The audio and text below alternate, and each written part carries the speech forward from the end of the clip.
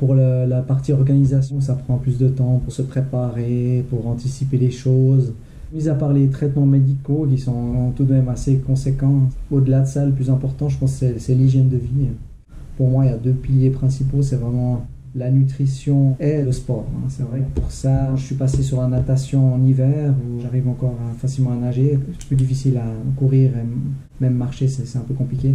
Et depuis maintenant 2 ans, j'ai le GoTrike, donc le vélo 3 roues, qui est vraiment génial pour garder l'autonomie et puis avoir la possibilité de découvrir des beaux paysages, pas d'être bloqué dans son appartement, dans sa chaise.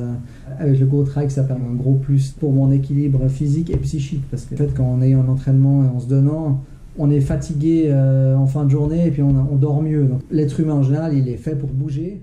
Mon expérience personnelle, c'est que si tu manges bien, ça va déjà t'aider. Puis si tu as une activité physique en plus, c'est vraiment le meilleur moyen pour évacuer des choses qui ne sont pas désirables dans le corps, mais que tu ne peux pas forcément le ressentir.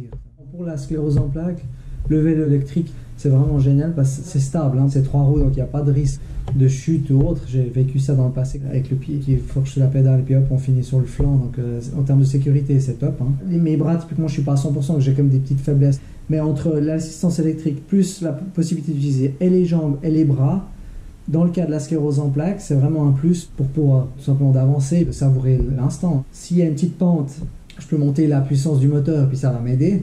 Si on est plat au bord du lac, on peut baisser l'assistance et puis vraiment faire l'effort de pédaler soi-même. Si on a déjà des faiblesses au niveau des jambes, le meilleur moyen d'éviter de devoir tout de suite aller en canne ou alors avec des déambulateurs ou autres, c'est de garder une bonne musculature, un bon gainage, entre guillemets. Puis c'est avec le GoTrike où là on fait travailler les bras mais aussi les abdos, enfin toute la chaîne.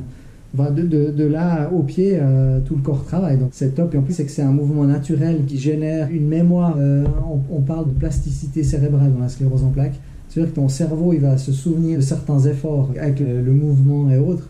On crée une forme d'harmonie dans le corps qui va diminuer les symptômes puis qui va aider à prévenir une dégradation.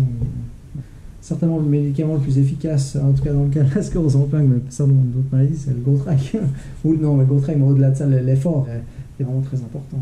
C'est une manière de s'aérer, non, mais c'est comme ça justement quand la fatigue cérébrale, que ce soit professionnelle ou autre, s'évacue parce qu'elle se transforme en fatigue physique. Puis ensuite, la fatigue physique, elle se transforme en bon gros dodo parce qu'on est fatigué. Et puis le cerveau se régénère. Tu vois, c'est un peu cyclique comme ça. Puis le lendemain, tu te sens bien. Donc c'est un équilibre important, quoi. Il est pliable, donc on peut le mettre dans un véhicule. Je peux faire des sorties en famille, ma femme et 2 garçons, pour garder une activité, c'est vraiment top. Si j'avais pas le GoTrike, ce serait compliqué, parce qu'un vélo standard, je peux pas tenir dessus en termes d'équilibre. Comme je disais, on a été faire le tour du lac de Morat l'année passée, c'est génial.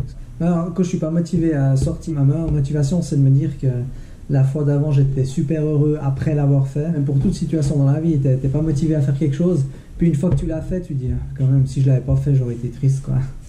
Dire que je me sentirais tellement bien après, puis que je vais tellement bien dormir après que j'y vais, c'est tout du bonheur.